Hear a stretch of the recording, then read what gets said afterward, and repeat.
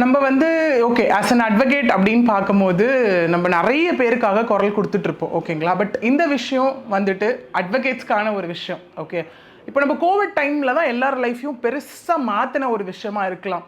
பணத்தோட வேல்யூ என்னன்னு புரிய வச்சது, ஃபேமிலியோட வேல்யூ என்னன்னு புரிய வச்சது, லைஃப்னா என்ன ஏதுங்கிறது அந்த ஒரு பீரியடில் எல்லாருமே நம்ம நிறைய புரிஞ்சுக்கிட்டோன்னு சொல்லலாம். அப்படி இருக்கும் போது திரும்ப திரும்ப திரும்ப நமக்கு அந்த கொரோனா டைம்ல இருந்து ஓகேங்களா, விச் மீன்ஸ் நம்ம ப்ராப்பரைஸ்டாக எங்கேயுமே வேலைக்கு போகாமல் என்ன ஒரு விஷயமும் பண்ணாமல் இருந்ததுலேருந்து அட்வொகேட்ஸ்க்கான ஒரு விஷயம் அப்போத்துலேருந்து ஐ மீன் ஒரு வாய்ஸ் ரைஸ் ஆனது என்ன அப்படின்னு பார்த்தோன்னா எவ்வளவோ அட்வொகேட்ஸ் இருக்காங்க. ஓகேவா, நம்ம வந்து பார்க்கும்போது சீனியர் அட்வொகேட்ஸ் கிட்ட ஜூனியர்ஸாக எவ்வளோ பேர் இருப்பாங்க. இன்டர்ன் அப்படிங்கிறது தனி கான்செப்ட்.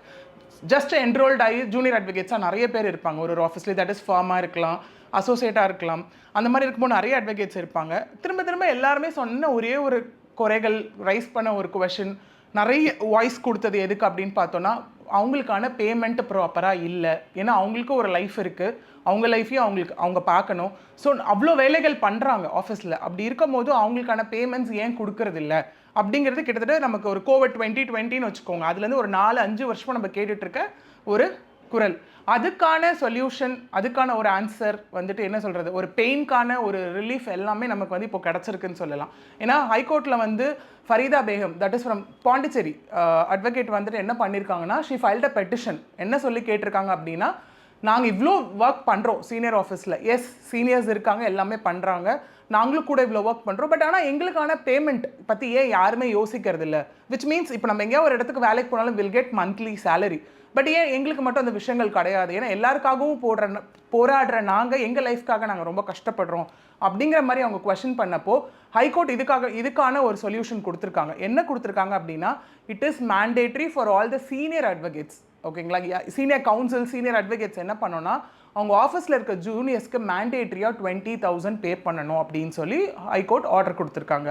20,000 எங்கே அப்படின்னு பார்த்தோன்னா, major areas like Coimbatore, Chennai, Madurai, இங்கே இருக்க மெட்ரோபாலிட்டன் ஏரியாஸில் 20,000. பிகாஸ் இங்கே நமக்கு காஸ்ட் ஆஃப் லிவிங் என்னன்னு நமக்கு தெரியும், நம்மளோட ஸ்டே என்ன ஆகுதுன்னு நமக்கு தெரியும், நம்ம ஃபுட் எக்ஸ்பென்ஸ் என்ன ஆகுது, ட்ராவல் எக்ஸ்பென்ஸ் என்ன ஆகுதுன்னு நமக்கு நல்லாவே தெரியும். ஓகேங்களா, பட் மற்ற ஏரியாஸில் other than these 3 metropolitan areas, மற்ற இடத்துலலாம் 50,000 கொடுக்கணும் அப்படின்னு சொல்லி ஹைகோர்ட் வந்து ஆர்டர் போட்டிருக்காங்க. அது மட்டும் இல்லாமல் அட்வொகேட்ஸ் வெல்ஃபேர் ஃபண்ட் அது வந்து ரைஸ் பண்ணுறதுக்கான ஒரு கைண்ட் ஆஃப் ரெக்கமெண்டேஷனும் சொல்லியிருக்காங்க. இன்னொன்று, இந்த ரெமுனரேஷனை இன்க்ரீஸ் பண்ண சொல்லி பார் கவுன்சிலேருந்து ஒரு அஃபீஷியல் கைட்லைன் வந்து ரிலீஸ் பண்ண சொல்லியிருக்காங்க. அதுக்கான டைம் லிமிட்ஸுமே வந்துட்டு கொடுத்துருக்காங்க.